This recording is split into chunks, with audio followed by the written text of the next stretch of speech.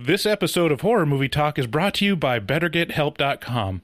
If there's something interfering with your happiness or preventing you from achieving your goals, Better Get Help Online Counseling can help.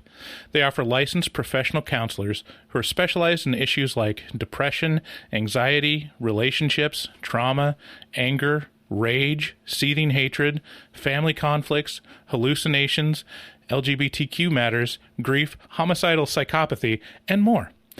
You're going to get help on your own time and at your own pace. And anything that you share is absolutely confidential. And if for some reason you're not happy with your counselor, or if you end up killing your whole family, you can request a new counselor at any time at no additional charge. Best of all, it's truly affordable. For our listeners who use the special code HMT at checkout, you'll receive a free axe sharpener mailed to you when you sign up.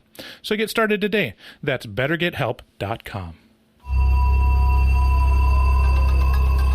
Hello and welcome to Horror Movie Talk, an opinionated and accidentally funny horror movie review show.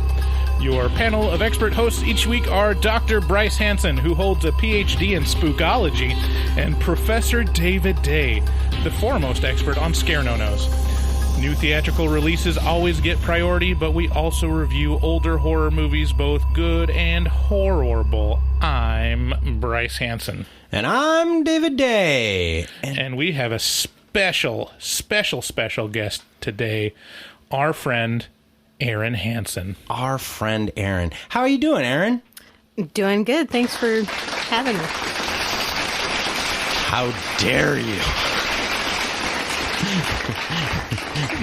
Bryce knows I have a new toy, and he's being the child that we all know he is, and denying me use of it. He's not going to allow me to do my sound effects. Yeah, so we're going to have a lot of clips today because David has his computer set up now for sound drops. Oh, we're at risk of too much entertainment. Oh no, watch out. It's the Fun Patrol. Okay, so we've got a great episode today. I'm super excited about this one. Before we get into it, let's talk about our website. It's at horrormovietalk.com. Please go there and you'll find past episodes and posts and blog posts about horror movie topics, and also links to our social media. You can follow us on Facebook, Twitter, Instagram, TikTok, YouTube, LinkedIn. Just search for Horror Movie Talk or Horror Movie Talk Podcast and you'll find us there. We post new episodes every Wednesday, so please subscribe and leave a rating on iTunes. We're trying to get up to 200 ASAP, and we're at 48 right now. So it's if you leave steady. If you leave a rating, it is a big impact on our visibility. So what are we going to talk about today? We are going to talk about The Shining. I've been so excited for and dreading this episode because Bryce is not a Kubrick fan, and I don't know.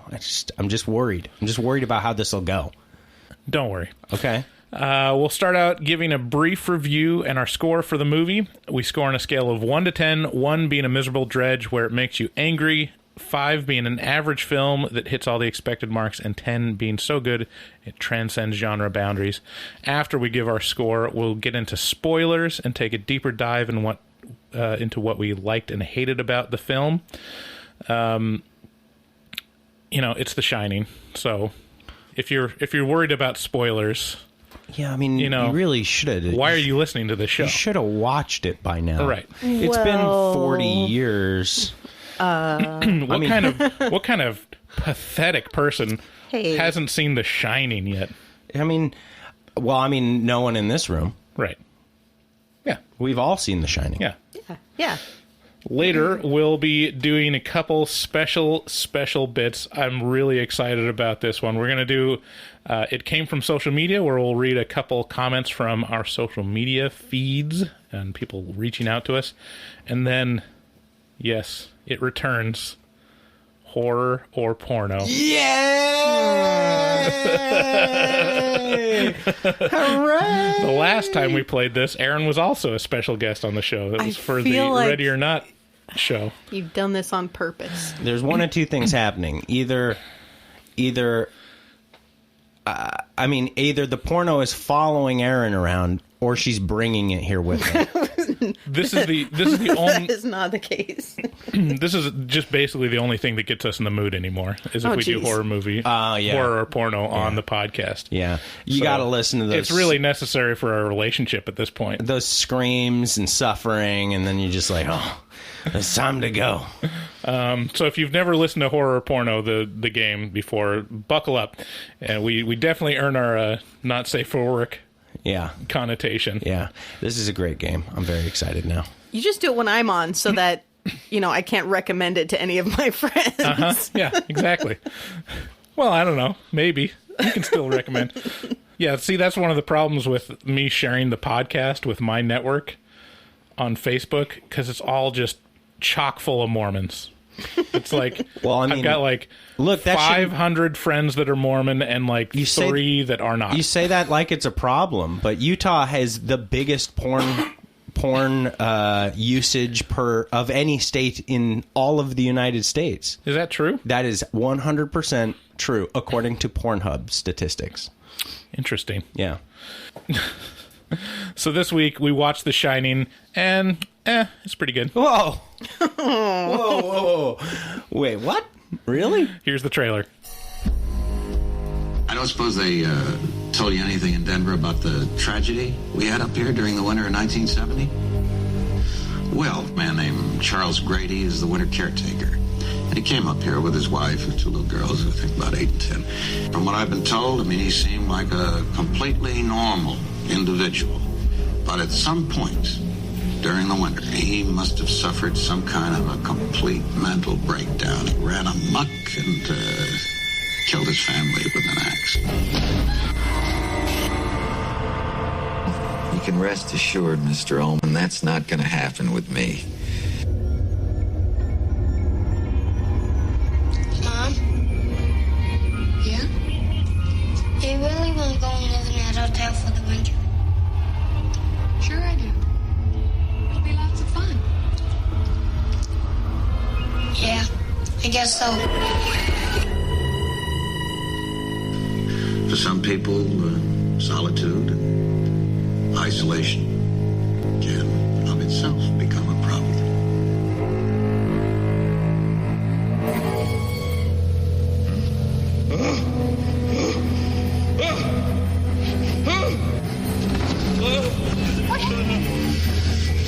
What do you do? They killed you and Danny.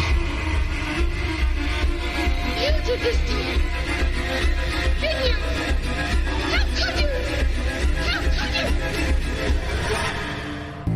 Here's Johnny.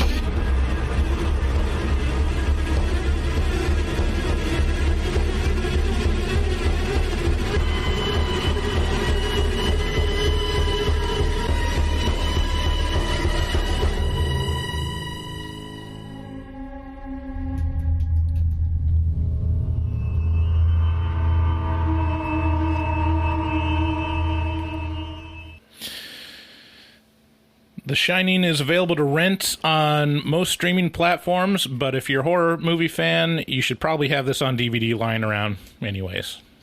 It's The Shining, right? Yeah. So let's give it synopsis. The Shining is a tale of an aspiring writer, Jack Torrance, played by Jack Nicholson, taking his wife, Wendy, played by Shelley Duvall. Hello, I'm Shelley Duvall. And thanks, Shelley. She's a special guest today. And his son, Danny, played by some kid named Danny. And he takes them to the Overlook Hotel. Some kid named Danny. It lies secluded deep within the heavily forested mountains of Colorado. He's hired to be the caretaker of the Overlook in the winter off-season. While there, he intends to write the next great American novel, whose protagonist is worn down by the pressures of capitalism and the lack of leisure time. Meanwhile, Danny Torrance is tutored by a magical Negro about Danny's ability to see into the future and read minds. Also, the hotel is haunted, and Jack goes crazy. Do you really not know what the plot of The Shining is? It's The Shining. It is. That's true. I'm just a little taken aback by your usage of the word The Shining, I guess. No, that's a trope. The magical Negro. You never heard of that before? No. Yeah, you need to defend yourself immediately. Well, yeah, like the legend of Bagger Vance, like where it's, or Driving Miss Daisy, where, white people are, have all these problems and their life is out of order. And then some super folksy African-American person enters their life and solves all their problems and teaches them how to love again or something like that. Oh, so it's a trope. Yeah. Huh. Okay. Yeah. But also, he is magical and he is a Negro. So. That is... Yeah, it's the most direct representation of that trope there could possibly be. I'm sad that the joke fell flat of the novel. I'm going to be honest. Whose protagonist was worn down by the pressures of capitalism and the lack of leisure time. Well, I mean, oh man, I love this movie so much. There's so many different things about this movie that... All right, calm down. Okay, here we go. I appreciate this movie. It is one of Kubrick's masterpieces. It's visually stunning and meticulously crafted. It's undeniably a great and important movie. I just don't like it. I appreciate this movie. It's slow. The characters are empty shells of people that lack most semblance of humanity and motivation, other than A, to be scared, or B, to be menacing. And to be frank, I couldn't figure out what was going on or why most of the time. The book was better. Come at me, horror fans. I don't like your precious shiny! Oh, wow. I mean, it's. I mean, the real lesson to learn in this show is it's okay to be wrong, which is to say that everybody's taste is very different, and when sometimes we get people who are very angry at us. And you come at us about very strange things that are like, they're like, what was the guy who really liked The Curse of La Llorona but hated, like, Terrified?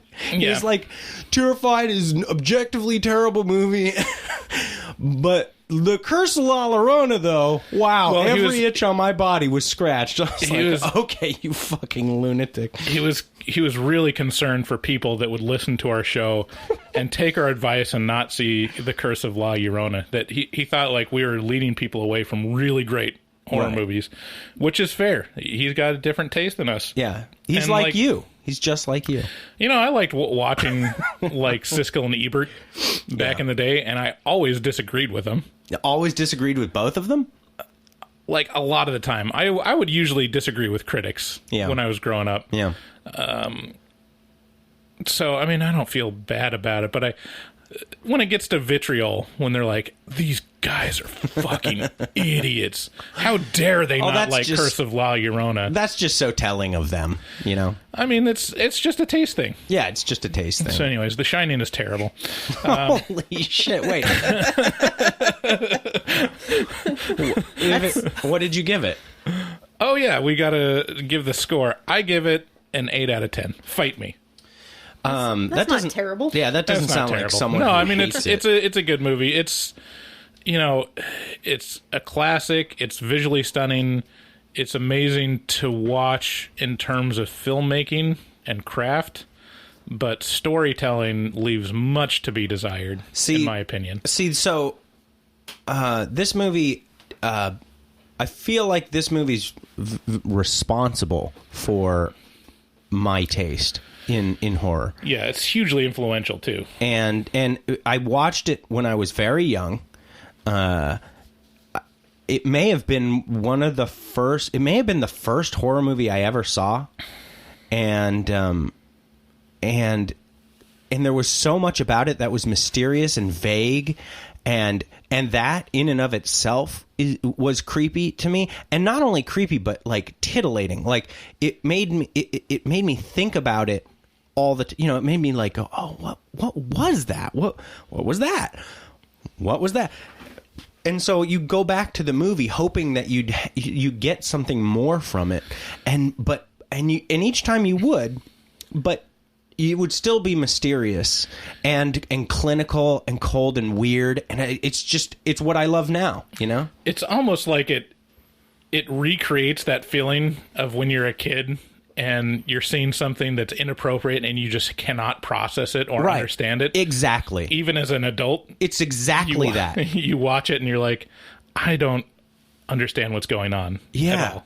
Yeah. It's just this vague wash of like terror and unease and just like, whoa, hey, wait a minute, what the fuck was that? Like, and then it really builds into and the music killed me as a kid. Like, it was like all those strings and just so much intensity with the heartbeat and like, So what do you give it? Oh, this is the most solid 10 I've ever given.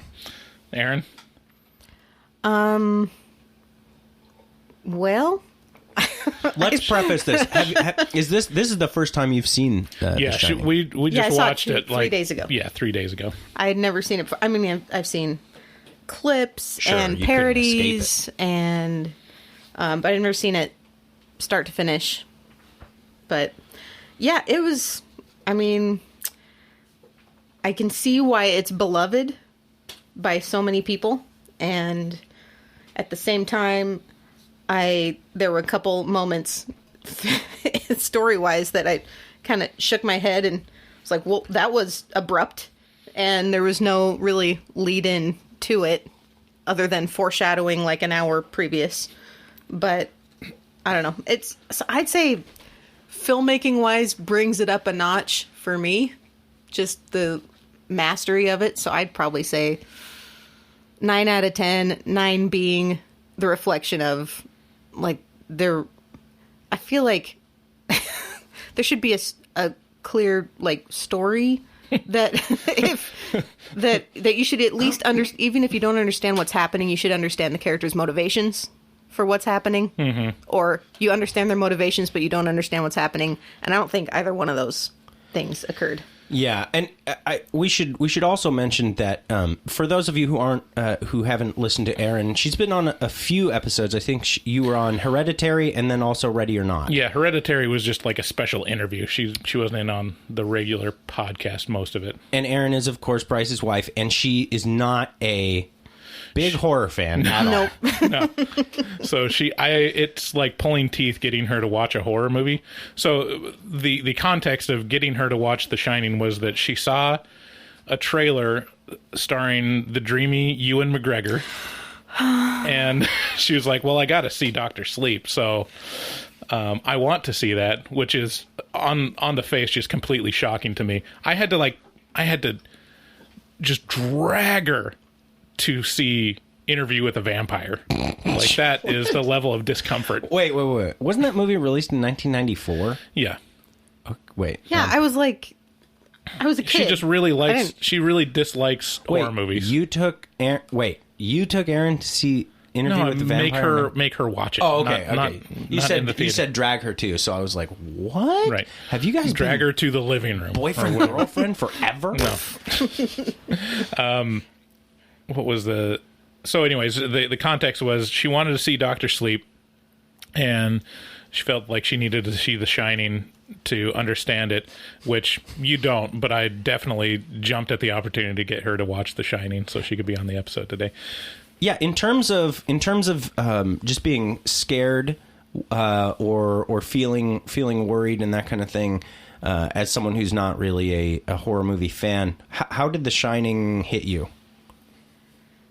Well, I think I was kind of ruined by 39 years of parody and like clips. Yeah. But I mean, the most shocking part is when Jack is like full psychopath mode, and that's like the only thing you see from the movie. I don't know. The movie is so disconcerting to me.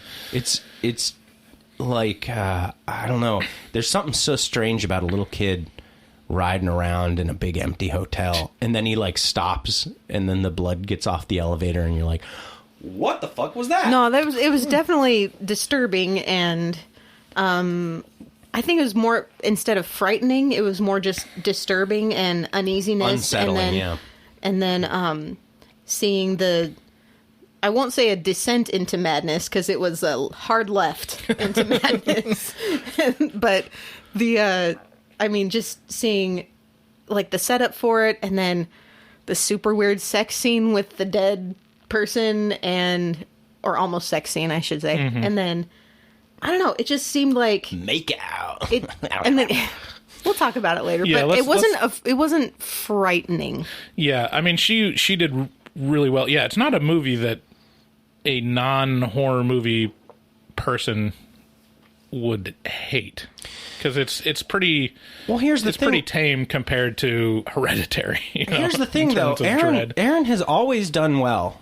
Yeah, In my experience, with Hereditary. no, she's great. It's just she just does not like the feeling of being scared, It's or just does not like the feeling of dread. Yeah. like she does Right. not like living there. Yeah. Okay. And that's just my entire life. So yeah. it's like wrapping myself in a warm A blanket. warm embrace, yeah. All right, so let's do mid-roll real quick. If you want to support the show, and we hope you do, we go through great time and expense to try to bring you a good product. We have a Patreon account. It's where you can support us most directly. Any amount you pledge goes right back into the podcast to make it a better show for you. We have several tiers that allow you access to exclusive bonus content, including early access to episodes as soon as we edit them, which is like two or 3 days earlier. Yeah, so this last week for Dr. Sleep, I got it out day we recorded, so Yeah. Saturday ahead of time. Yeah. As well as an entirely separate podcast called The Afterpod that's only... Oops, sorry. I'm waving around, gesticulating and knocking mics over. The Afterpod is just a separate podcast where we leave the mics running and talk about behind-the-scenes info and what's going on in our lives at Horror Movie Talk. Another way you can support the podcast is do you ever shop on Amazon.com? Have you heard of this website called Amazon.com? I got 5 things coming to me today. They've got everything. We know you're going to shop at Amazon anyway. So if you go to our website, horrormovietalk.com, and you click on the green button in the header of our website that says shop on Amazon, a portion of any of your Amazon purchase or, rental, anything you spend on Amazon will go to Horror Movie Talk. And it's not minute. It's enough to make it worth your while to do it for us. So please do that. Don't believe that it's a small little half a cent sort of thing. It's not. Yeah. So if you're gonna buy or rent a horror movie after listening to the pod, click through the button in the banner. Shudder.com is a streaming service for horror aficionados, and our listeners get a special deal. If you use code HMT at checkout, you'll get a 30-day free trial instead of the standard shitty, god-awful 7-day free trial. Aaron, if you get that 7-day free trial, you are a moron. Yeah, what do you think about the 7-day free trial? It's dumb. Yeah. Stupid. Well, we have a little bit more ire than that. Yeah, It's bad. Okay, good. All right. Thanks, Aaron. See why we don't have her on the podcast so much. Jesus Christ. Also, check out our resident artist, Dustin Goebel. He's a professional artist who fucks hard. I love that. David wrote this copy. I altered it a little. Please follow him on Instagram at dgoebel00, DGOEBEL00, to see some of his fabulous work. If you're a horror fan, you won't be disappointed. He also takes commissions for artwork from Horror Movie Talk fans, or from anyone. If you reach out, you can reach out to him at dgoebel00 on Instagram and make your artistic dreams come true. Tell him HMT sent you. Yeah, you can also check out his website, dustingoebel.com. Yes. And you know what? He's got some great taste. He was giving me some advice on things I need to watch, like cinematically. The other day I was talking to him, and he said, you absolutely need to... Here's the 2 things he gave me. He was like, you absolutely need to watch The Raid 2, which I think is a Thai movie, or maybe... Is that a horror movie? I thought that's an action movie. It is not a horror movie. It is an action movie. He's like... we were talking about Commando, and I was like, action movies. And he was like, yeah, but The Raid 2. This is the best action movie you'll ever see. The camera work's amazing, so I got to watch that. And then also Berserk, the anime series from the 90s, I believe. Cool. Which was a manga thing. Anyway, so check out Dustin. He's got some great stuff. Let me adjust this thing here real quick. So he does a for each of the posts for the last like month and a half ish. Yeah. He's created a custom artwork for it, and they're all awesome. I especially like the lighthouse one where he has the characters with seagull shit on them. And what was the other really funny one that he did? The Pumpkinhead one with the earbuds? Pumpkinhead one was with earbud. That was great. It was better than that movie deserved. Yeah, it was good. So thanks again for listening, and let's get into spoilers.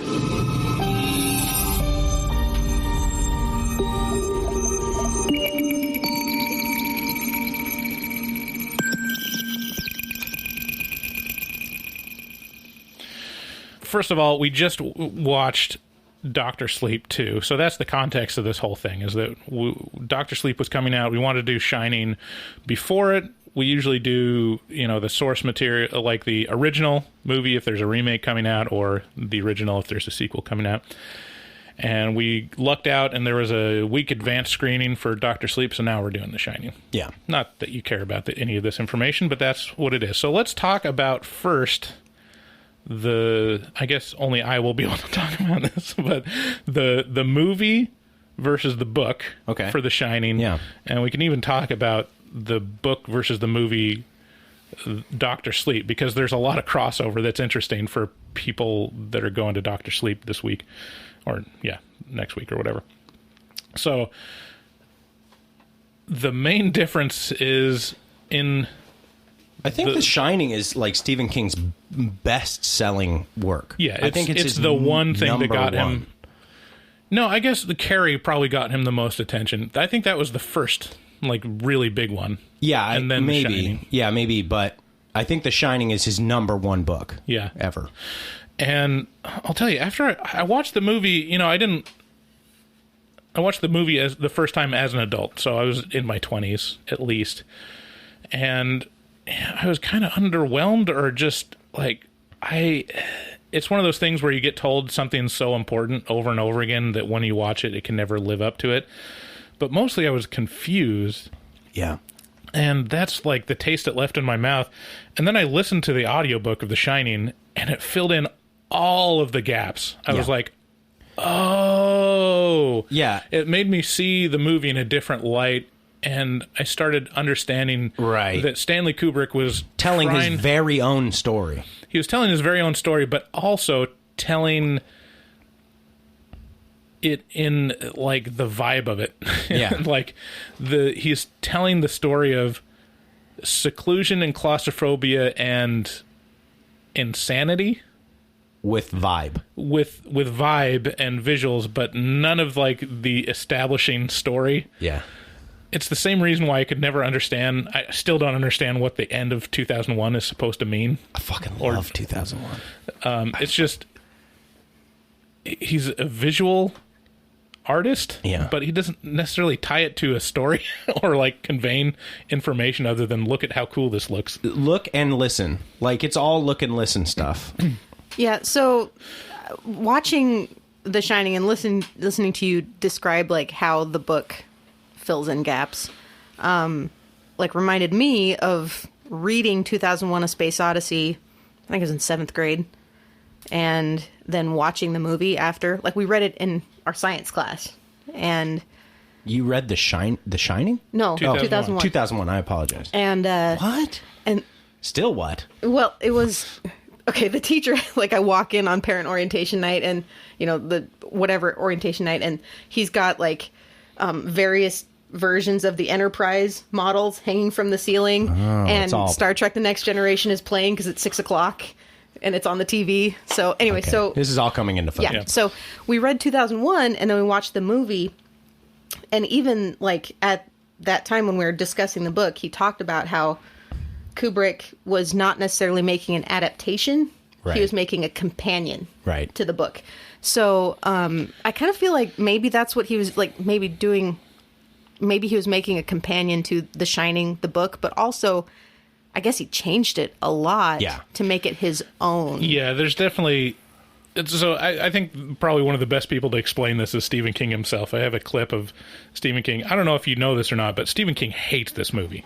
Like, he absolutely hates Kubrick's version of The Shining. Which blows me away because it's widely regarded to be maybe one of the best horror films ever made ever. Right. And he's fair, but all of these points that Stephen King makes about Kubrick's Shining are all completely valid to me. Like, it totally... I'm sure they're valid, but... explains why I prefer the book over the movie. Anyways, here's Stephen King talking about his take on The Shining, the movie. In the novel, The Shining, Jack Torrance is a difficult character, but he's fundamentally a sympathetic character. And I always visualized him as a piece of metal that's bent first one way and the other by these malignant spirits who basically want his son because his son is a psychically powerful person.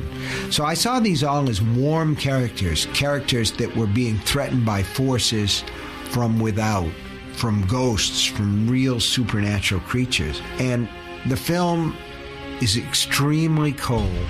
Stanley Kubrick saw The Haunting as coming from Jack Torrance, from the Jack Nicholson character, whereas I always saw it from outside. So we had a fundamental difference of opinion about it. I always thought that the real difference between my take on it and Stanley Kubrick's take on it was this. In my novel, the hotel burns. In Kubrick's movie, the hotel freezes. It's a difference between warmth and cold. But the images are striking. There's no doubt about it. I mean, Jack Nicholson's face in the doorway, his bearded, crazy, grinning face, he says, "Here's Johnny," which was his ad lib, and it became, part of the movie. So the images are striking, but to me, that's surface. It's not substance. So I used to describe The Shining, the film, as something like a beautiful car that had no engine in it. This is so perfect to me. I love that. I love everything Stephen King says. I hate everything he writes, typically. but I mean, the dude, like I've said it before, dude's like an amazing powerhouse of a writer. He's a great storyteller. Yeah, is the thing. He's a great storyteller. It's interesting to me that still he can't see this as art inspired by art. Like, he's so wrapped up in his own art that he's mad about the story being told in someone else's art that was inspired by his. Yeah, I mean,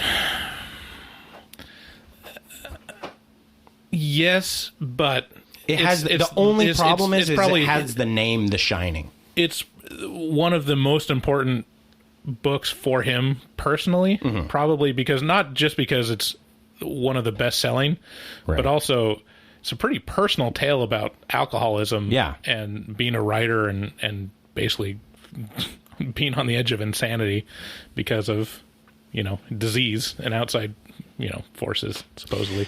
And, I mean, I would even go as far as Stephen King said that the ending was the differences that in the book, the hotel burns. And I'd say instead of the hotel freezes in Stanley Kubrick's, it's Jack freezes. Yeah. Like that, it really shows the focus of where the story is, because in the book, it's the hotel itself has power, and it's trying to consume the family very literally. Right.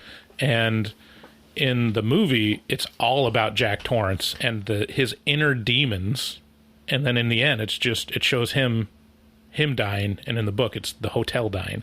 So it's kind of interesting that way. Yeah. I mean, you can't deny that this movie is very cold. Oh yeah, absolutely. Not just literally, but emotionally, it's very cold and detached. Yeah, absolutely. But I mean, I'm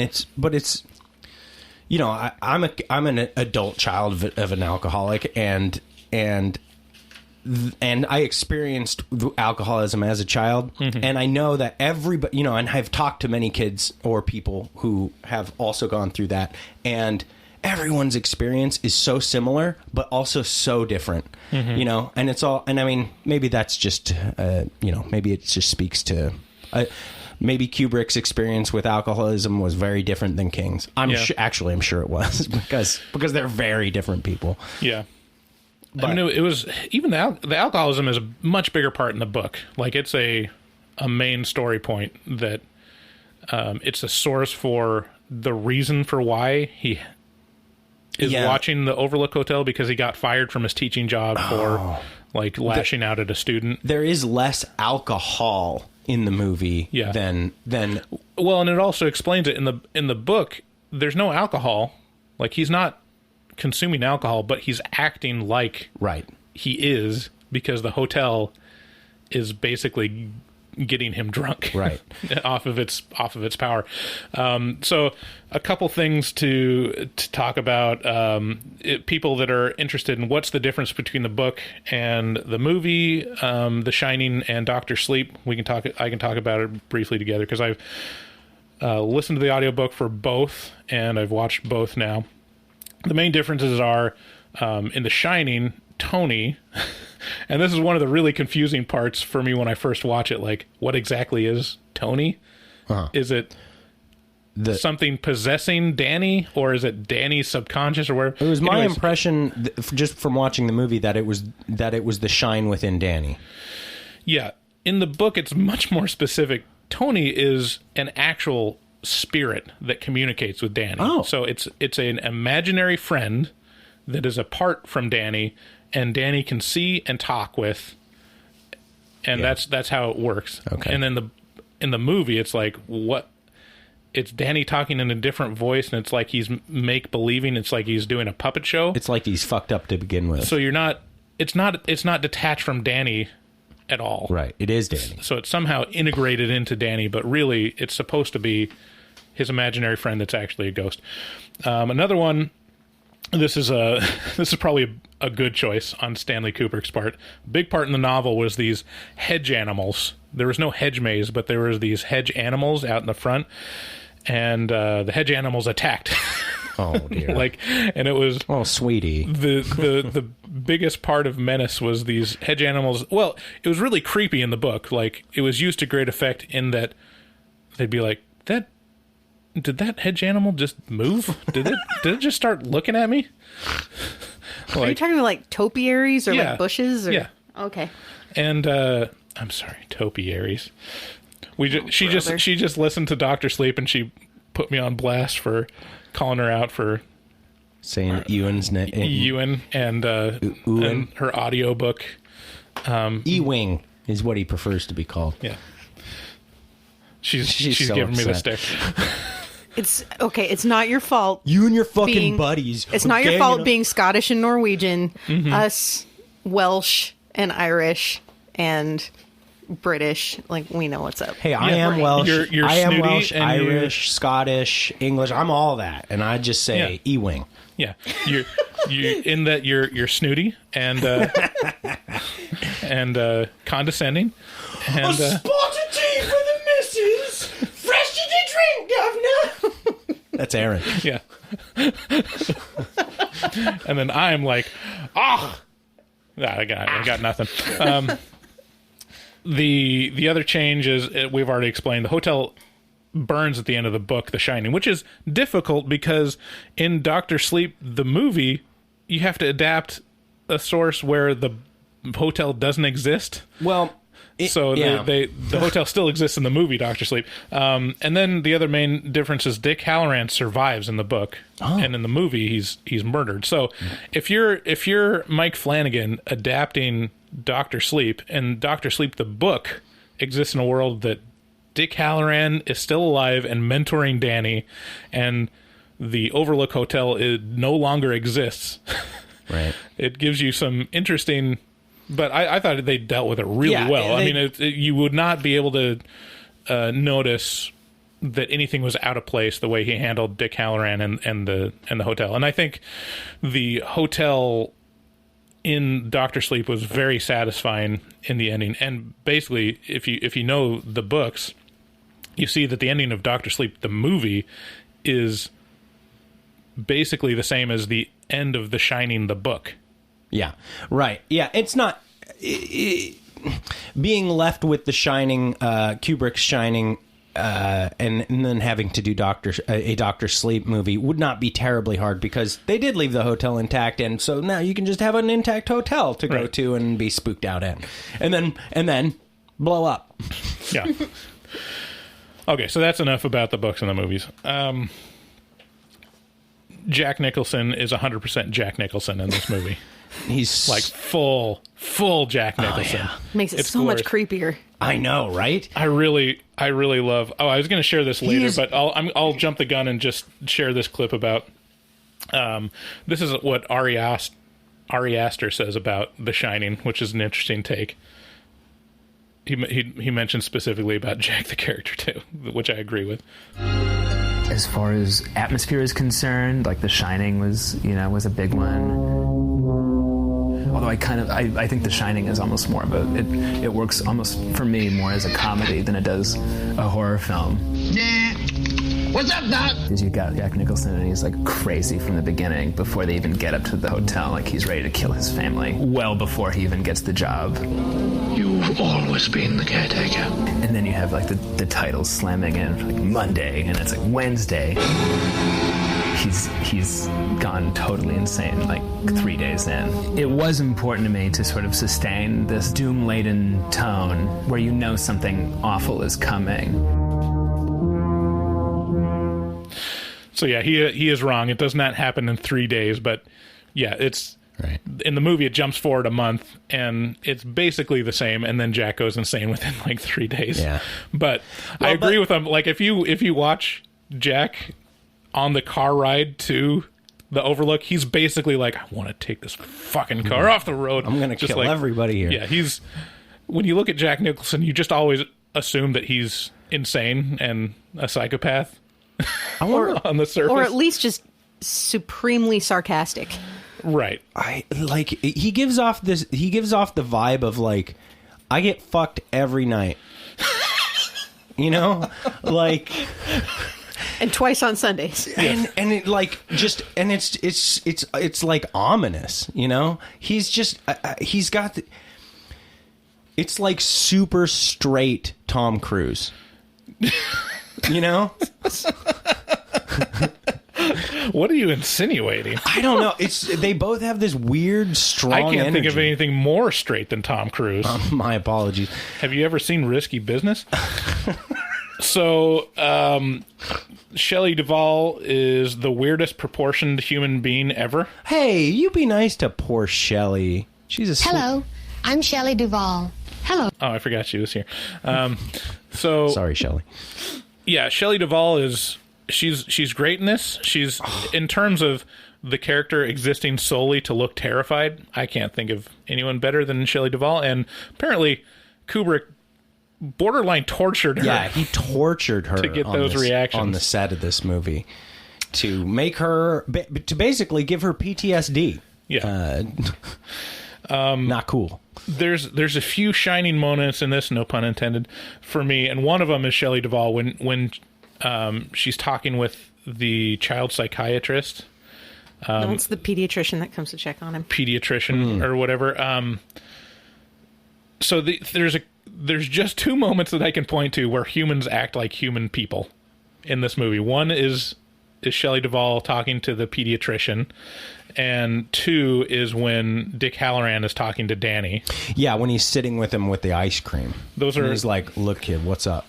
Those are the two most like resonant human moments where people act like normal people. Yeah, and then the rest of it's just like, I don't understand like what they're feeling or what's going on internally with them. Well, Shelley is I would argue that she has a lot of humanity when she's scared. You know, it's specifically when she finds what he's been writing this whole time, and it's just all work and no play makes Jack a dull boy. Written a million different ways, and then like in prose, and then like in straight lines and stuff, and she's like, oh shit, and then he starts coming at her, and she's got the bat, and she's backing up, snaking her way through that room, and she's like, I don't know, I'm just really confused. No, I mean, if you want someone that's acting menacing and someone that's acting terrified, you will be completely satisfied with this movie. But other than that, like it's a standard Kubrick tick. And for me, I do love some Kubrick movies. Like, I'm not a huge fan where I'm just all up on Kubrick's dick for everything that he does. What are your favorite ones? But my favorite ones are Clockwork Orange. Okay, like fabulous, and his coldness works in that one. Yeah. It like absolutely works. And then Full Metal Jacket. Oh, Full Metal. Oh, yeah, absolutely. But I mean, I consider that like two movies. Like the Yeah, first movie of Full Metal Jacket is like 11 out of 10. What about you, Aaron? Are you a fan of any Kubrick films? I've only seen The Shining in 2001. And what do you think about 2001? I thought it was great. I really liked it. Well, I read the book too, so I understood what was happening, and then I got this very nice visual presentation of what I already read. Was that Arthur C. Clarke? Yeah. Yeah. I think my reaction to 2001 was very similar to my reaction to The Shining, where it's like, it's slow and boring, and I don't understand, like, what the story is supposed to be telling right now. Yeah. You know, stuff happens. Yeah. And I see stuff happening, and it looks great, but I don't know why I should care. Like, my family were big Kubrick fans, and they were big symphony fans, like symphonic music, like old classic. And so by virtue of the fact that like a lot of his movies had some amazing tracks, we just end up watching them a lot. And so 2001 was like the most like another very formative movie for me, where I was like, oh my God, what is this? Well, it's interesting. Kubrick is very particular about everything. Like, he's super particular, and I don't know if you know this, but he commissioned a composer to write an original soundtrack for 2001, which does exist, like completely new music. And what he did was he set the film to, he like included tracks so that I want the score to sound like these pieces. And so he includes Blue Danube. He includes like all of the music that's in the movie now, and gives it to the composer. Composer kills it, knocks it out. He kills it, like does a full score, and Kubrick listens to it and he's like, I think I like the Blue Danube. I think I just like the songs that I pick better, and so he uses that. But sometimes you can see concerts of the actual score that was created for The Shining. That's so cool. Yeah, if you haven't watched Room 237, Room 237 is basically like the equivalent of 9/11 truthers talking about their obsession with The Shining. Yeah. Like, Kubrick has a master plan. Well, look at these cans in the background. If you can see the cans of Calumet in the background with the Indian head on it, the Native American head on it, that stands for Western expansion. Yeah. Oh, yeah, okay. Literally, that's literally like something that's said in that documentary. I watched about like 30 minutes of it. I'm like, okay, I get it. Like, these people are crazy. It's like 3 hours worth of talk about a 2.5 hour movie. Yeah. The music, we were going to talk about the music. The music in The Shining is a huge part of the impact of the movie. Right. One of the reasons why a lot of the moments work. Without the music and without the score, this movie would not be talked about. Yeah. And I should say, we haven't mentioned, but when this came out, it was a critical failure. People didn't like it. Really? And I don't think a lot of people that watched it early on liked it either, because it was different from anything that was done before. Hugely influential now, but I mean, it's really interesting to hear about movies that weren't received well when it first was released and now is considered a masterpiece. And sometimes I agree with the original audience. I'm like, yeah, it's not that great. Yeah. Yeah, I mean, but then you got Silent Night, Deadly Night that beat out Nightmare on Elm Street first week and then got pulled for being too obscene. Yeah. So, both me and Aaron have music degrees, bachelors in music, and a lot of the composers that are featured on the soundtrack for The Shining are recognizable 20th century composers. Penderecki is featured in most of the music, which is, if you think about a horror movie soundtrack, it's going to sound like Penderecki. And he's like legit considered a classical composer of the 20th century. Like academics and music professors like make students study his music, and it sounds like a horror soundtrack, like in your music history classes. Yeah. Like the string stings, like the and the weird kind of timpani sounds, and I'm so And the interested. ceramic bowl or the water bowl or whatever it is that they hit. I'm so interested in these artists who choose to live their life in this fucking dark space. Oh man, you'd actually like. You should listen to. I know you're not a huge symphony fan, but Penderecki, there's he did the Threnody, right? Or what was it? But artists like H.R. Geiger, who inspired, did all the inspiration for Alien, and apparently Penderecki, who just lives in this audio space of terror, of just like, oh my god, this is so horrifying. Oh, I need to introduce you to some mid-century, 20th century classical music, because it's like all the aleatoric and atonal stuff. I think that'd be right up your alley.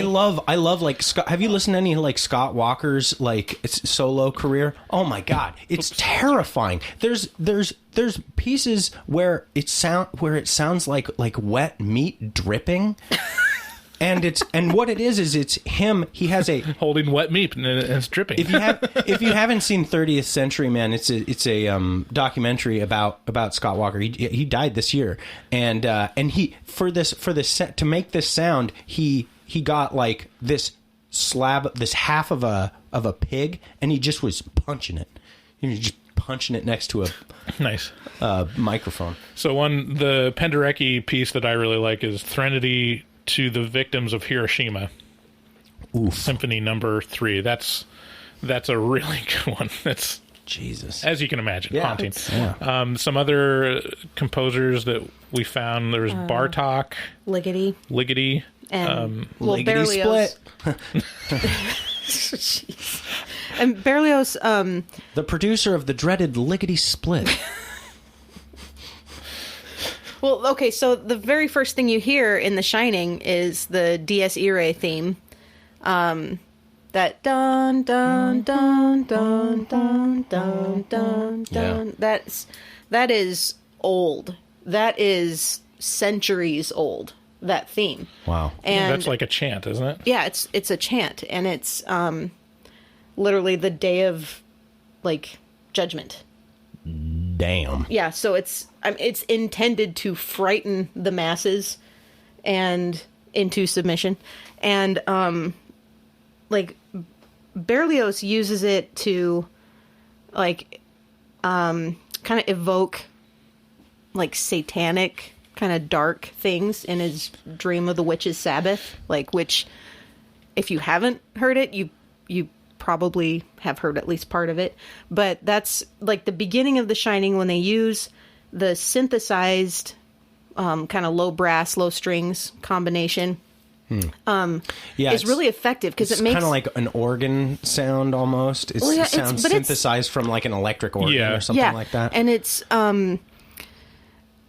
for me it felt like just the sound of it, the way it's designed, makes me feel like I'm going through a tunnel. Like you're sweeping across this big lake with this helicopter shot, but the sound of the quality of sound makes you feel like you're going through a tunnel. Yeah. And it feels very narrow. And then contrast that with seeing Dr. Sleep, and when they use that theme in Dr. Sleep, they're using low brass, actual low brass and low strings, probably low woodwinds too, but they also filter it through digital synthesizing, whatever, but it feels way more epic, way more expansive, and so you really packs feel a bigger punch. Yeah, definitely. you feel like there's more at stake. There's something bigger happening. I know Dr. in the Sleep. Yeah, I know in the trailer, when they played Dies Irae and it's the symphony, you're like, oh yeah, it's god damn. Yeah, your hackles rise. But you brought up an interesting point, Aaron, which is there's a contrast, a heavy contrast going on, right? You're in this big open space, and then the sound that's being forced upon you is confining or constricting. This contrast Kubrick through the whole movie. Like, he wanted you to feel uneasy, so he would throw in these very contrasting things or turn things around, like intentional incontinuity, where maybe he'd be riding his bike one way down the hall, and then you cut to another shot from behind him, but he's riding the same way down the hall, like the opposite way down the hall. So it can kind of mess with your head a little bit. Well, and it's a big hotel too, and it feels big when they first go there, and it's full of lively people, and everyone's having fun. And did you know it's Timberline Lodge right here? It's right next to you. It's right nearby in the theater for Dr. Sleep. There's a bunch of people like, oh, that's Timberline. Yeah, the like wide shot is definitely Timberline Lodge, but then when they get closer shots of the entrance of the hotel, it's not. No, it's a different interior. It's and not then the interior is completely different. Yeah. Interior is staged, or it's some other hotel. I can't. Anyway, imagine so what I was saying was like the hotel feels big in the beginning, but then as like it feels like the walls are kind of closing in as you realize what's happening in this hotel with like craziness happening, and then the fear just makes feel like the walls are closing in. Even the ballroom scene, like when he first walks in and he goes up to Lloyd the bartender, like it's empty, it feels big, but then all of a sudden it's full of people and it feels like closed in and claustrophobic. And it's I think that's a good point you make about like the contrast. The contrast. So a couple more points to talk about before I put this movie on blast even more. Wow. It's a good conversation. Like, again, I appreciate this movie. It's just not necessarily for my taste. But the one thing that I super appreciate is the Torrance family sweater game is on point. Dude, I love their sweaters. They all are just hardcore sweater fans. Yeah. I got to tell you. Sweater fam. I got the... I got this sweater, and I will never it is one of a collection. It will be a collection now, because damn, a wool sweater is just comfy all the time. It's just comfy, cozy. It's the right temp. It lets enough wind through. It lets enough wind through that you're not drowning in heat. It's great. Yeah. David's wife gave him the dude's sweater. From The Big Lebowski. I love it. And at first, it was really hard to wear it in public. It was like, I can't be that guy. But now I don't give a shit. Yeah. I'm fully that guy who will do that douchey thing. And Pendleton Woolen Mills is right from the area, which is the maker of the sweater. And yeah, man, I wish I could buy some of their stuff. They've got wool blankets that are just world renowned, and it's like $300 for like a little square. Yeah. Have fun with this blanket. Like a throw blanket that will cover, just your legs. The factory's like hiring right now. I mean, maybe get an employee discount. Ooh, nice. Another one, just an observation. Jack Torrance is a huge asshole. Oh, a separate from being insane. So he yells at Wendy, "Don't disturb me when I'm writing. Can't you see that I'm working?" And he chooses the most central, huge area in the hotel. He's got the choice of probably like 200 hotel rooms. At least. That if they don't have a desk, he can put a desk in there. It's a typewriter. He doesn't need power. Yeah. He can just sit there. But no, he's got to have the gigantic central meeting room that is the hub of the entire hotel. Dude, this is why it doesn't. Jack Torrance in The Shining, the movie, does not need alcohol to be an alcoholic. It's so reminiscent of alcoholic behavior. It's just like, oh yeah, that guy's in total dipshit. Yeah. Okay, so here's some of my main questions and my beefs with the movie. We've talked about a lot of them, but to me, I wrote this down as I was watching it again. This movie has no connective tissue, or to say it another way, the movie does a real bad job of answering why. So here's a couple questions that I have that I don't think the movie does a great job of answering, and it's stuff that's not unimportant. Not unimportant. So things like, what causes Jack to go insane? It's not super clear in the movie. It is in the book. Right. What purpose did the ghost serve in the hotel? To be spooky? Yeah. What do you mean, what purpose? What purpose do ghosts serve outside of a hotel? To haunt people, to revenge. Specifically, what's the connection between them and Jack going insane? Yeah. Like, it's like two separate things are happening at once. They're in a haunted hotel that's creepy, and there are ghosts that will attack Danny, apparently, but also Jack is going insane. Yeah. Like, there's no like explicit connection, and there is one in the original story. Right.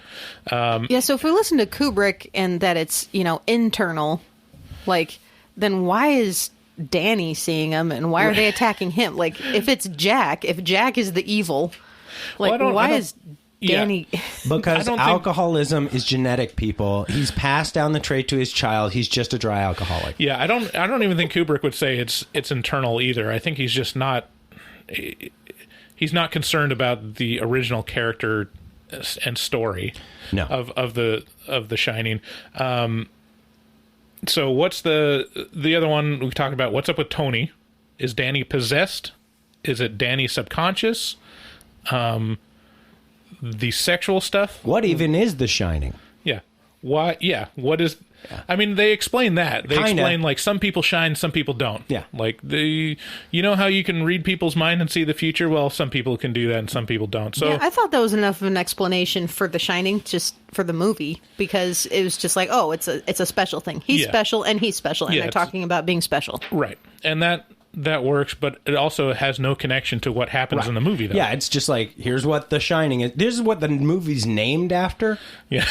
And it's just two special guys just having a talk over some ice cream. Yeah, and if you want to know what The Shining is, watch Dr. Sleep, because it actually explains it. Yeah, I gotta say, Dr. Sleep is like, if you haven't listened to our episode about it, we just did it, and it was my favorite blockbuster of the year. I think I had kind of a unique experience because I saw The Shining on Wednesday night, and then I saw Dr. Sleep on Friday night. Exactly. So like having those, like, I only had 48 hours to digest The Shining. Yeah. And honestly, like, I had seen a bunch of parodies, bits and She clips. hasn't seen the Simpsons one yet. Oh, wow. I think I have. I think I have. But I don't have as much of an encyclopedic knowledge of The Simpsons as you guys do. You've got the shinning, boy. Got that shin of yours. So, like, having said that, like, I've only maybe seen, like, I'd say probably a quarter of the movie The Shining before I watched the whole thing. Because there was a lot that surprised me. Like, about the movie, that was in the movie, because I'd never heard of before. The scene with the pediatrician. And, like, that's like the best backstory that the movie does. Yeah. Is like, that's like all the backstory that we get. Yeah. And the, what was the other thing? The fact that Wendy is basically doing all the work in the hotel. Like, Jack is like, I got this job because blah, blah, blah, and I have mouths to feed, blah, blah. And he's like, I'm like, there was no establishing shot of him doing any work whatsoever. And he's like, it's my contract. I'm like, dude, Wendy was checking the boiler room.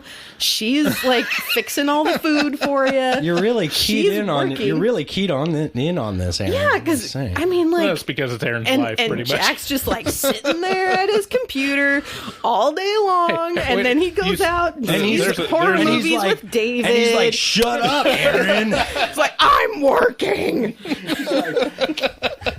Don't disturb me when I'm working. I chose the most central room in the house because I need to stretch out. I'm in here. I need to focus on pulling porno clips, okay? They have to sound just like horror movies. So the other questions are the sexual stuff in this movie, like, why? Why is it's sudden. It adds such an element of like spinning you around. It's like, whoa, wait a minute. I mean, that was great when Aaron saw the blowjob sequence the first. That's the most confusing part in the whole movie. You're like, whoa, why is that dog giving that butler a blowjob? Mommy, why is the dog on that man's lap? That was me in 1992. You were the dog? Yeah. Oh, wow. No, I was the one saying, oh.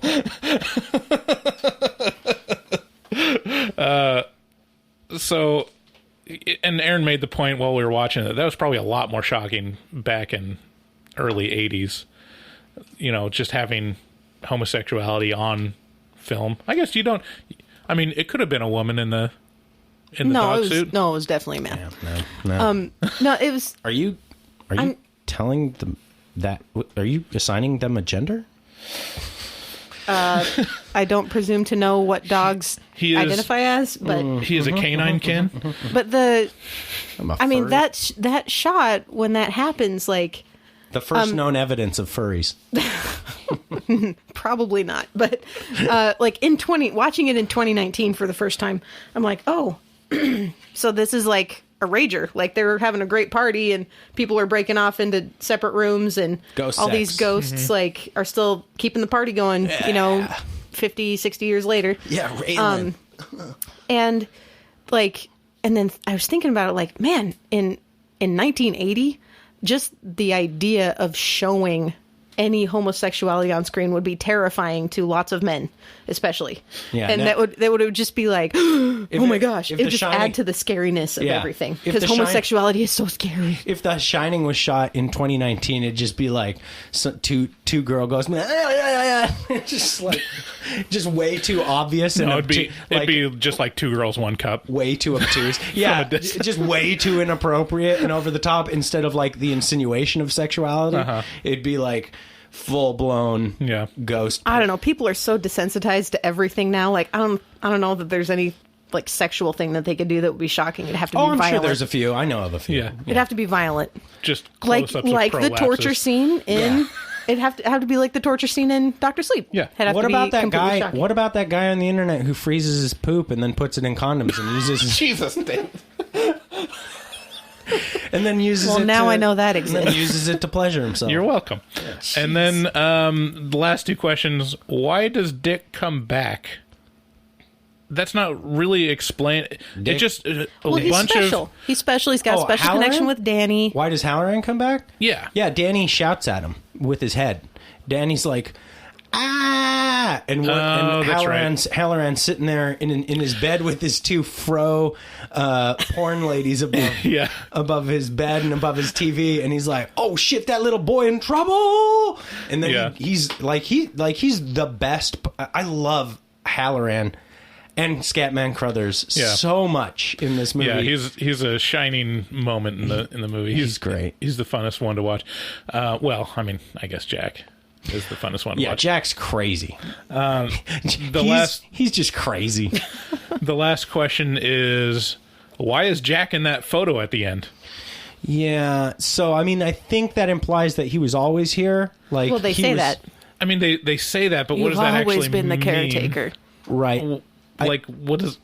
I think it's like the hotel adding a tally mark to the, like here, we got another one, boys, like... I guess. See, that is like the final image, and it feels like just that weird twist that's there to be a twist, but doesn't have any sense other than be like, oh, that means something. Is that mentioned at all in the book, like that he's been there previously, or is that just something that Kubrick added in, or that he talked to That's definitely. Stephen King? I mean, the photo is like from the 1920s, so it's not actually Jack Torrance, the character. So I don't know. Maybe I'm not remembering. Maybe there was a photo with a guy that kind of looks at him. So in the book, it's really interesting that the descent into madness is very attached to Jack's obsession with the hotel, and that he discovers the history of the hotel. He finds these documents in the basement about the history of the hotel, and it's got a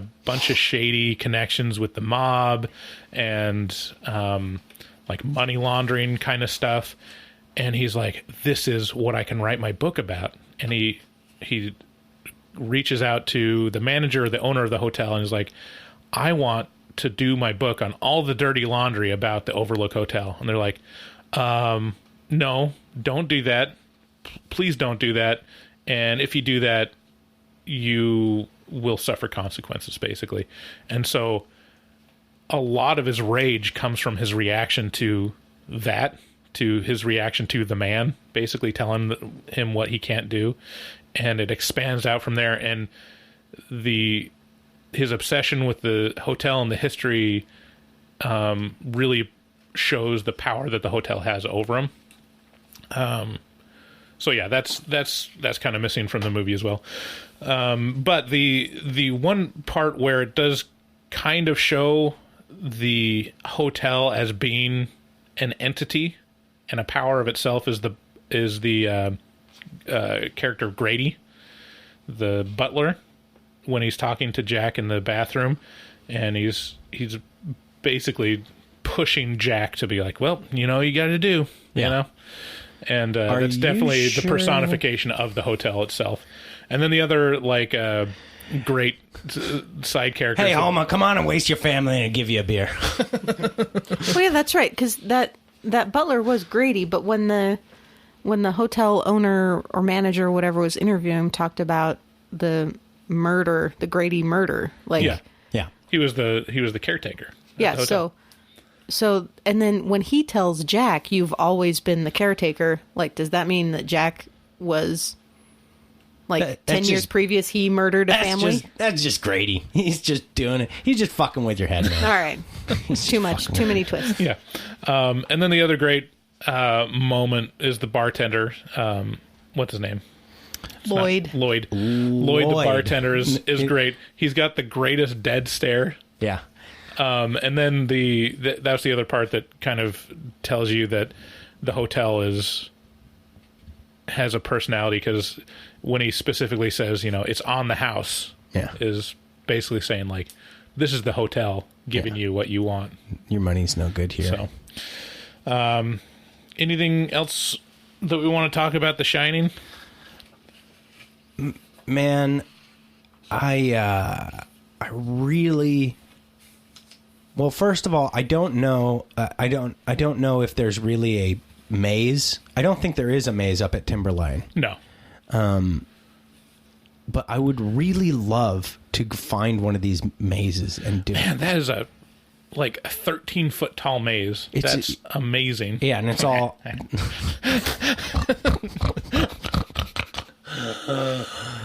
No, but that would be a blast to do, first of all. And then second of all, I don't know. I love the more I watch this movie, okay. So I gotta admit, there's a small, not totally insubstantial part of me that kind of dreads every week having to watch another horror movie, especially when I've already seen it.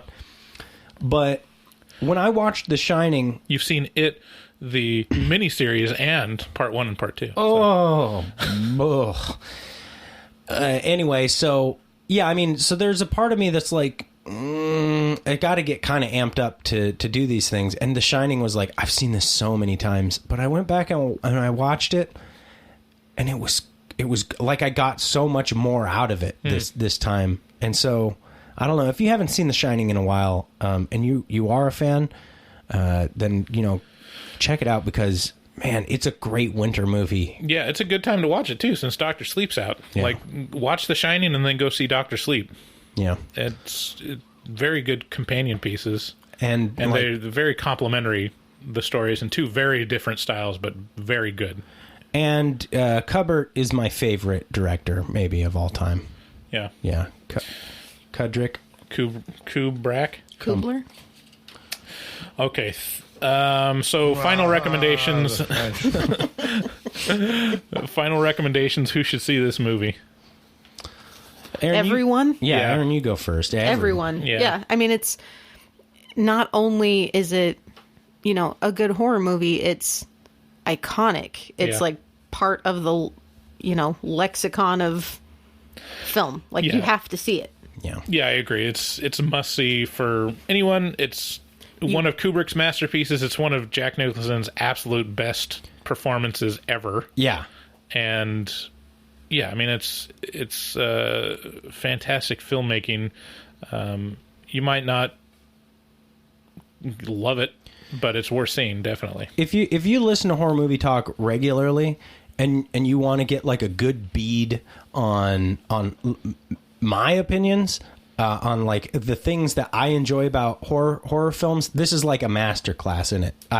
This is so similar. Like it's been so interesting to do this podcast because I've realized so much about my own taste and how it differs from other people's. And like, I enjoyed The Killing of a Sacred Deer so much more than you. Yeah. And it's because it's a Kubrick-esque movie. Yeah, that's true. And well, it's interesting because we have really similar tastes as well in terms of like family-based emotional horror.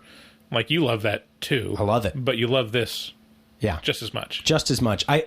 This like just in books, all stories, I love them to be cold and clinical and like detached and really, there's something so mysterious about that to me that, I don't know, just scratches my itches. Okay, so go see it. Go see Dr. Sleep 2. And let's move on to It Came from Social Media.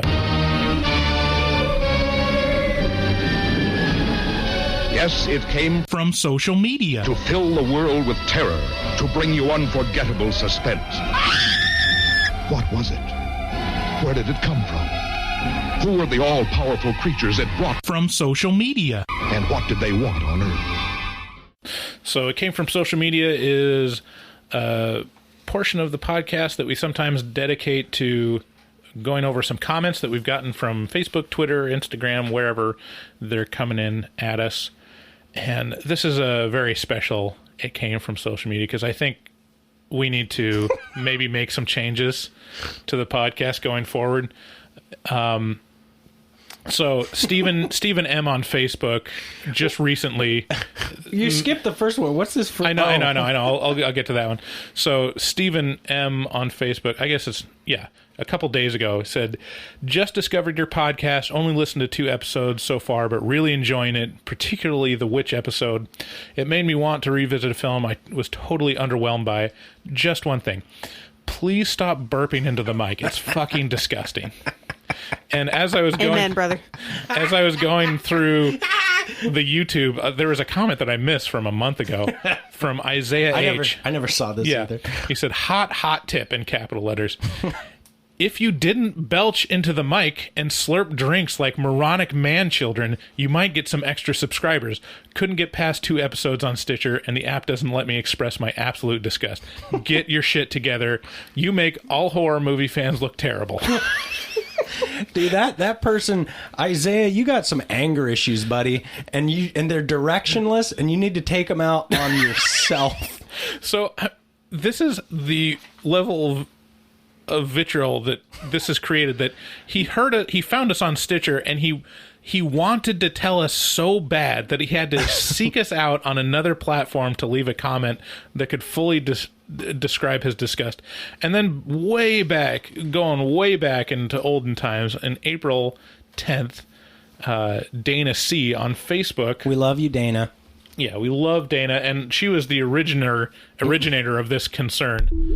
On Facebook, she says, keep doing what you're doing, maybe with less belching, LOL. This is from one of your female fans. You do have them. So, moronic man-children. Our reaction to this request is like, some people like it, but I don't think anyone's ever commented that they do like it. No one likes it. Let me well, I don't know. They tolerate it. Let me think here. But no one likes it. Let me think here. What was the biggest terrestrial radio show ever? Yeah, but we're not Howard Stern. No, I know, but what was it? Oh, yeah, it was Howard Stern. What do they do all the time still? They've done it for 30 years. So, I'm not saying they're wrong. This is their taste. They don't enjoy it. And you know what? After the other thing is, The other thing This is the hill that David is going to die on. No, it's not a hill I'm going to die on. The other thing is, I think there may be an aspect to this that is right. It may drive people away. Yeah.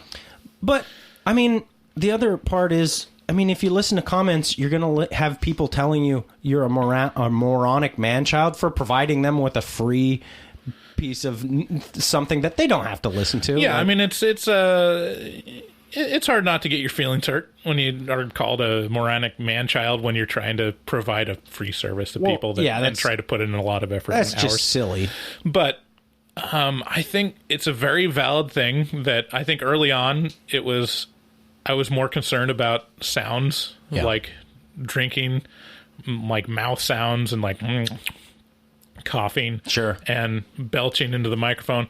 And I think, maybe it's time that we make an effort to class up the place and not discuss our listeners. So we're going to put I'm going to officially say we're going to put a moratorium on belching on horror movie talk. We need to be. This is a partnership. You can't just make. I need to agree to this. So if you disagree with this moratorium, you have to reach out on social media and tell us, like, we love the belching, do not stop the belching, and you need to put up like an actual demonstration to show that it's worth keeping, because I don't think we deserve the privilege of belching into our listeners' ears directly, because we're not quite, I don't know, we're really close to the quality of Howard Stern's show, but not quite there. So I think it's perfectly rational to put a moratorium on belching on horror movie talk. We need to be more considerate and mature for our audience. So now let's play Horror or Porno.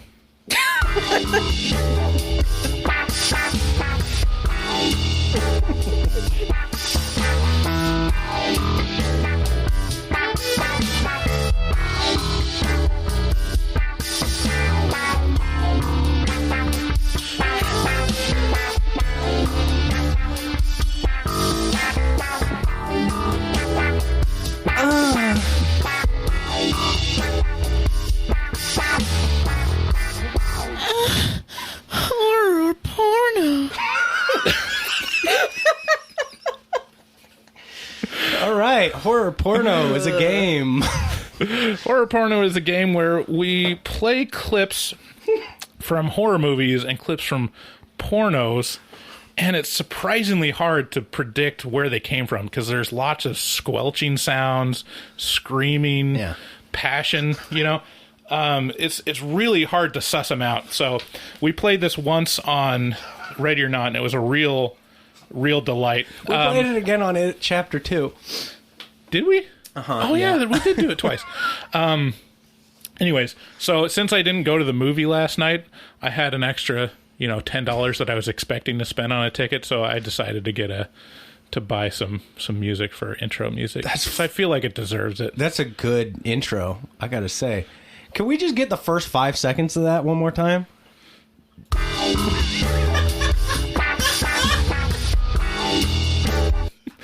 God damn, that's a funky beat. It slaps. That fucking slaps, bro. Literally. So it goes without saying that if you're sensitive to,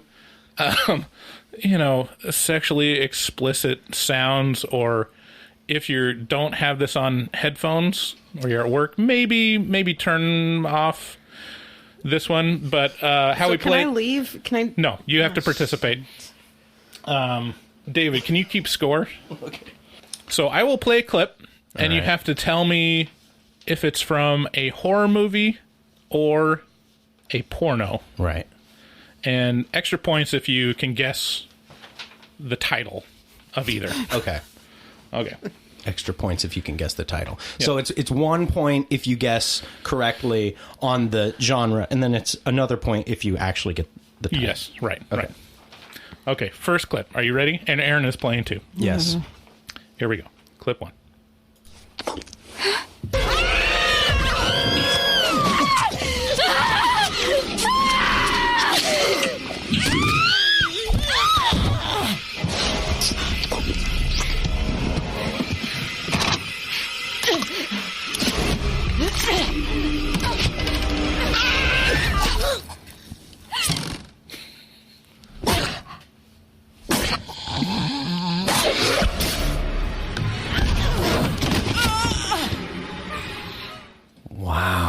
Okay, so was that a horror or porno, Aaron? I say horror.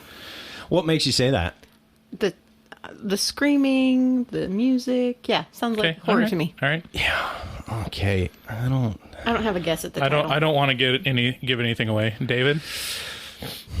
I'm going to say that did sound an awful lot like a horror movie, but there was an inordinate amount of squelching and kind of gagging. I'm telling you, it's hard. Like it could be gagging, could be knives going into bodies. You know? Yeah, sure. There's a lot of no matter what, there was definitely some plunging involved. Right. So I think I'm going to say horror as well. Yeah. Okay. I get your rationale, but you're both wrong. That is a porno. That was Nightmare on Dyke Street. Oh. Wow. Okay. I mean, clip number 2. That seems unlikely.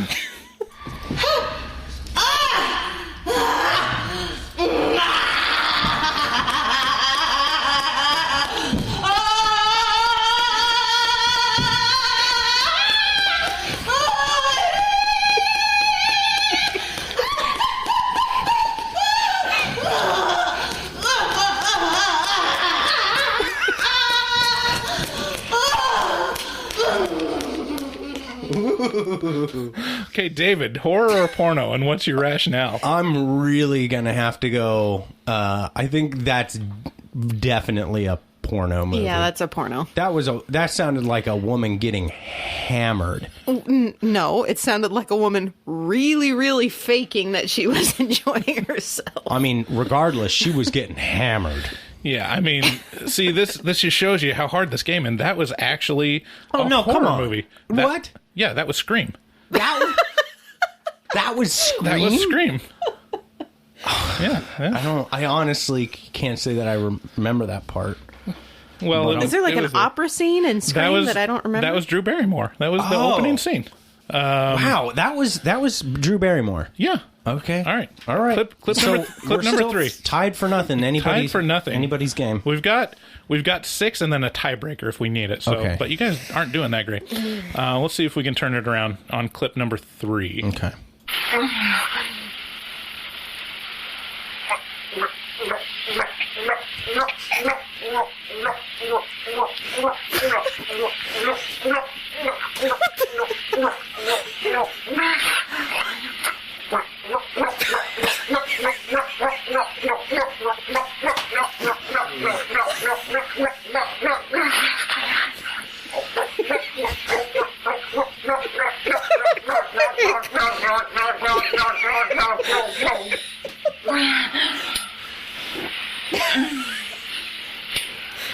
Fucking whore.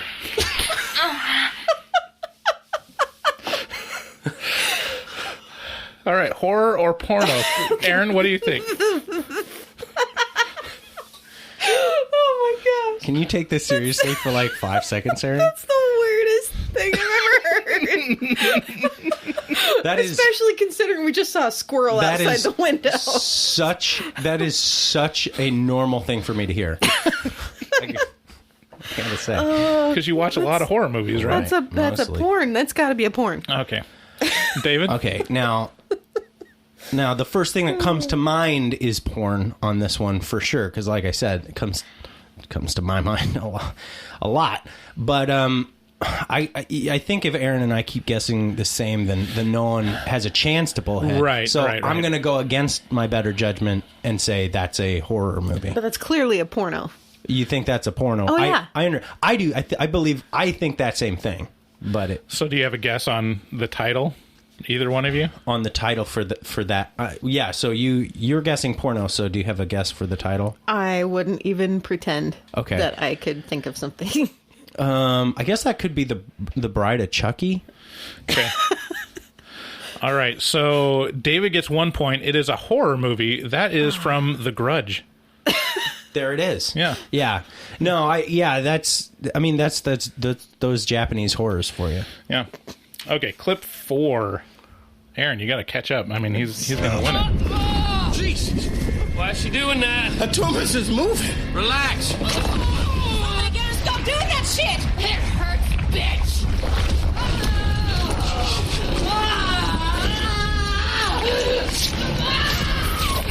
Bill.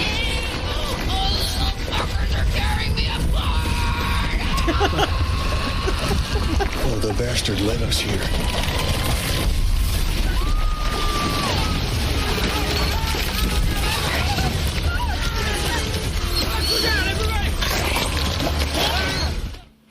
Wow. All right, horror or porno? I gotta say, it's definitely a horror movie. Okay, David? She said it was tearing me apart. I mean, it shows like how hard it is to choose, because it could work either way. There was a lot of male voices there as well. Mm-hmm. That's clearly a horror movie. You think that's a horror Yeah, movie it's a for horror sure? movie. Yeah. I think it may be a horror movie as well. I'm going to say, in fact, I'm going to hazard a guess. I'm going to say that was Silent Hill. Okay, Aaron, you got a guess for a title? No, I don't know horror movies. All right. You guys are not close. It is a porno. Oh. That was from the Bear Bitch Project. The Bear Bitch Project. It just seems unlikely that they'd name a porno that. But I mean, you know what? That's actually not true. Pornos get some fucking weird names. Yeah. Okay, this one is an easy one. This is a total gimme. If So you don't, far, I'm if in you the don't, lead. yeah, if you don't know what this is and the title of it, like, what are you doing here? Okay, all right.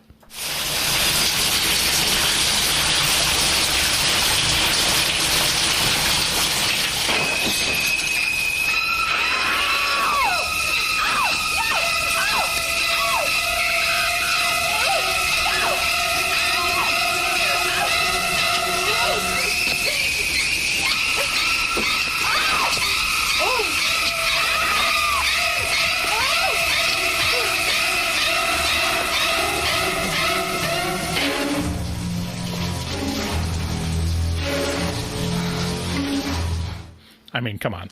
Yeah, Aaron. Everyone knows this. Let you go first on this one because I'm a co-host on a horror movie podcast, so this is going to be a hole-in-one for me. I feel like. Well, this is definitely a horror movie, and I'm pretty sure it's Psycho, but I've never actually seen Psycho. You've never seen Psycho? I've never seen Psycho. Well, that's the next one. Iconic score. Like, I mean, you can hear it in that clip. It's. I mean, that's as big or bigger than Jaws, you know, like the Jaws dun dun dun dun dun. That's even bigger. And I'm gonna go with Aaron and say, yeah, this is Psycho. This has got to be Psycho. This is Alfred Hitchcock's Psycho. You know, I kind of played a trick on you guys. That score is used in different places. Like, you hear it on Psycho, and it's also in Reanimator.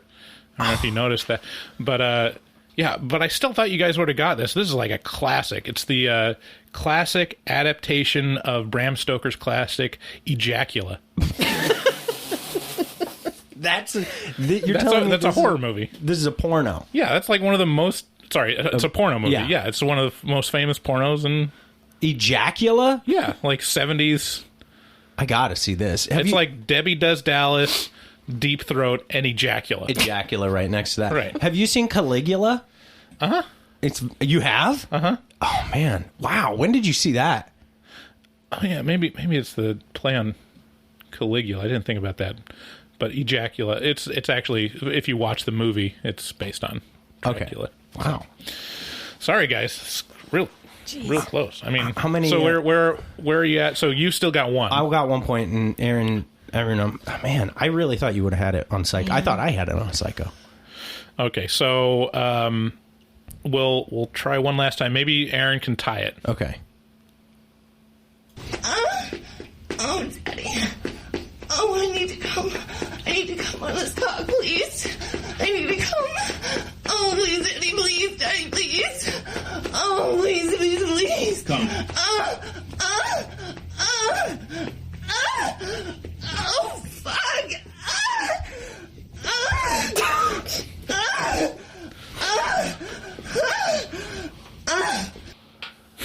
Man, Oh, jeez.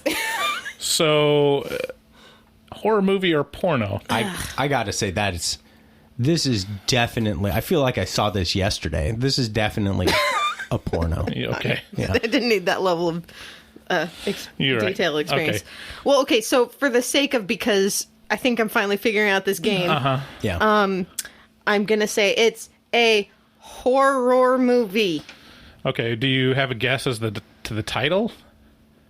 Frozen 2? Frozen 2 isn't a horror movie, but good guess. It is actually a Disney property. It is Hocus Pocus. Oh, damn!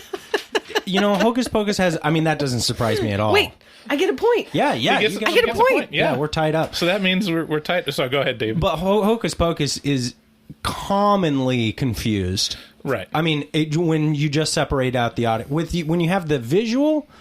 Oh, and by the way, did anybody else get in on the pre-order for Disney Plus? That's a good segue. Hocus Pocus is going to be on there. Yeah. And, good. Maybe and it comes out in 2 days. So yeah. $70. $70 gets you a year subscription and then you're grandfathered into that plan. So Hocus Pocus, super hard to tell whether that's when it's just audio. If it's I don't remember that scene from the movie. I'm gonna have to watch it. Yeah, again. you have to watch it again. Like Sarah Jessica Parker had a lot of interest, and I mean, Bette Midler's she's a demon in the sack. I mean, okay, so we need a tiebreaker. Luckily, we have this last clip. So clip number 7. Oh boy. Oh yeah, fuck her. Yeah. Fuck yeah. Fuck that little porn star pussy. Take it. Take that. Yeah. Get it in. Get it in. Get it in. Oh, yeah. Oh, shit. Yeah. Oh yeah. There you go. Oh, shit. Grab her teeth. Oh, shit. lots of encouragement. Yeah, lots of encouragement. Take it. Get it in. Get it in. Yeah. Horror movie or porno? Wouldn't it be weird to like be in? I mean, assuming like. Okay, I'm sorry. You go ahead and guess. It's a porno. You think that's a porno? Yeah. I think this is pretty clearly a behind the scenes clip of a horror movie. What? Where they're like they're practicing their lines and they're getting, they're getting encouragement from the other actors and actresses and like the lighting lighting guy. Right. Definitely. So you're saying a horror movie? Yeah, I'm going to say a horror movie. The lighting guy? Well, no. I mean, if it's a horror movie, it wouldn't be behind the scenes. It has to be like an actual horror or porno. So your assumption doesn't. I just want to give you the benefit of that information. Then, it's going to be the actual movie. Okay, then I'm going to say this is. I'm going to say this is. I'm going to say The Ring. You are correct that it's a horror movie. Oh, cool. So you got me there, but it's actually from Poltergeist 2. Oh, yeah. No, I don't remember. I'm still thinking about it. Do you recall which scene? It's the scene where all the ghosts are together and they're fucking that porn star pussy.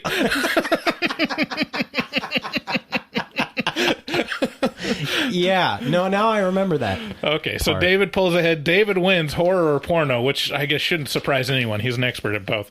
And thank you for playing, Aaron, but you can hang your head in shame. You do not know horror and or pornos. I think I never want to win this game. Yeah. I think that's... To the no, hell no, to the no. All right, well, that's our show for today. Thanks for listening.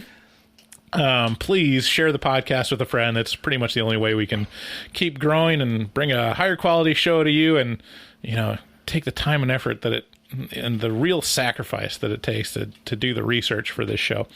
And remember to get on social media. Tell us you love those belches. Mm-hmm. If you want them, stick around. Yeah, we're going to put a moratorium on them unless there's public outrage about it. We'll see. I mean, it depends. Again, support the podcast by clicking through the button on the banner to Amazon Associates if you're going to buy anything from there. Check out our Patreon and check out the different tiers and the exclusive content you can get. Shudder, use HMT at checkout to get a 30-day free trial. thank you so much to all our listeners and for the feedback, even the negative feedback. We love it, and it's important to us to hear it. We want to be better. We truly do. We don't want to be too salty, and we do want to change for the better. So continue reaching out to us, and thank you so much to our special guest, Aaron Hansen, for coming in and giving a unique perspective on The Shining and teaching us a little knowledge about music history as well. Thank you, Aaron. Thank you for having me. And that is Horror Movie Talk. Bye-bye. Hey, play us out with that horror porno or soundtrack. Bye.